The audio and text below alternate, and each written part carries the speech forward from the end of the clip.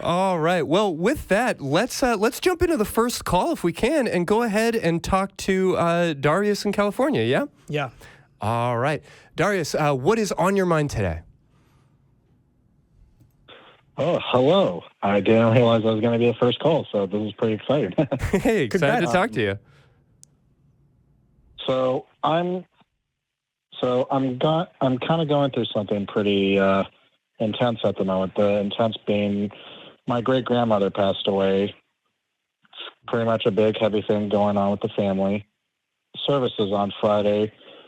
They're religious, though. Mm-hmm. I'm just wondering, how should I proceed to that if they come and ask me about this and I'm telling them I'm atheist these days, so I don't believe great-grandma's going to heaven or any of that stuff. Sure, yeah. Sorry to hear about your loss. Jimmy, you want to start there? Sure, I can. I think I can relate, Darius. So I want to not give you the impression that I'm going to generally give you like any kind of advice or counseling. I think I just would feel more comfortable speaking. Oh, yeah, of course. Yeah. Just like, what would be the approach to go of it, I guess, is more of my question. So my family is currently going through something similar. And again, I'm sorry to hear about your great-grandmother. My condolences as well, too. Thank you. My wife, unfortunately, lost her brother a few months ago. And I'm currently in town, actually, staying with family. We did initially come out for the funeral, and they are religious. And of course, like most people or many people, they use their religion to kind of give them some relief and some comfort. And I think for me, when I was in those moments, it was an ideal time for me to just be empathetic and not really put forth what it was that I believe. The moment is about, for me, I think the family just coming together and being there for each other.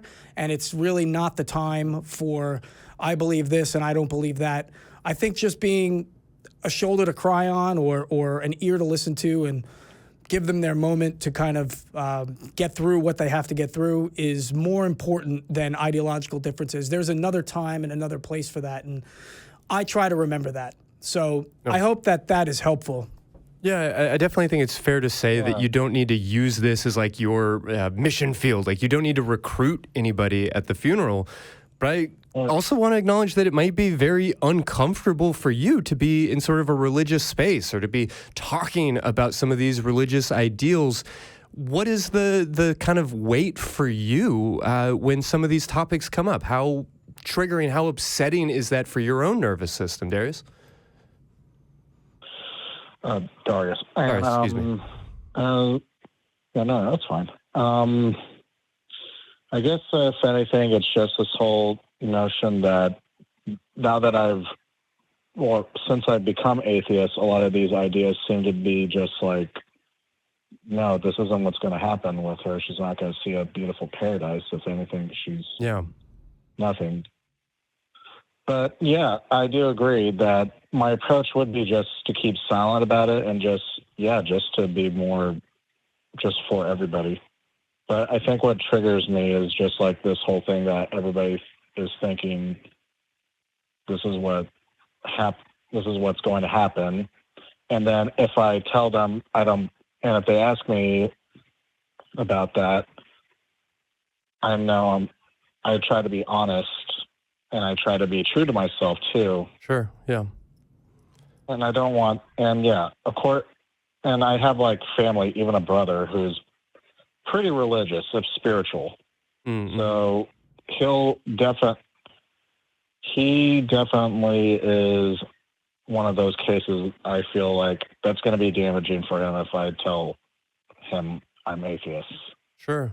Well, I don't think you need to feel obligated to be quiet or to sit in the back or whatever else. I can appreciate that even if you're not like actively trying to convert people, that you do have a valid experience and that it matters if being inside of a church makes you uncomfortable. You know, if that's something that you feel like you can endure, nobody enjoys being at a funeral, and there is something to be said about sort of making that sacrifice in order to support other people. Like, all of that can still be true, but I hope it doesn't mean that you are sitting there telling yourself, it's fine, like, there is no God, like, it's okay, nothing bad is going to happen to me when I'm here, and, you know, kind of trying to, like, force yourself into this mentality where you're not bothered by some of these things, because one funeral can be very reminiscent of another funeral. One loss can bring up old grief, and it can be incredibly uncomfortable to be kind of force-fed some of these things when you know that they're not true. So I would just encourage you to be mindful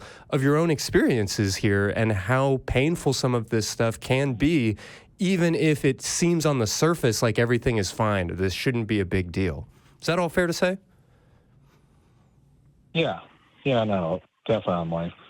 And I am mainly going to be there for my grandma. That was her mother. So she's still alive. She's 71. Great-grandma lived to 93. And she was an immigrant from El Salvador. So, yeah. Hey, Darius, I have a question for you. Are you actively, so you said that you have not kind of come forward to your family about your beliefs or lack thereof. Is that correct? Yes, I haven't told them about it out of just... Okay. I don't know how they would react. Yeah. So I would maybe just kind of take it under advisement, if you will. Perhaps there's another time or a better way to kind of have that conversation than a time where you're kind of all going through something together. And I kind of also wonder, kind of building on that, what was it that made you kind of step away from the religion and become an atheist? Well, try not to bring in too much personal experience and, like, all the things in my life that happened. In short, just, like, familial abuse from my own mother. There was just so many, like, holes in the Bible that I recall hearing about, even in regards to the stories, and just it seemed a little hypocritical that such a God that was supposed to be good and a force of good, bringing joy and happiness, is capable of, like, bringing destruction and chaos as well too, from the flood to the 10 plagues of Egypt and its stories and whatnot.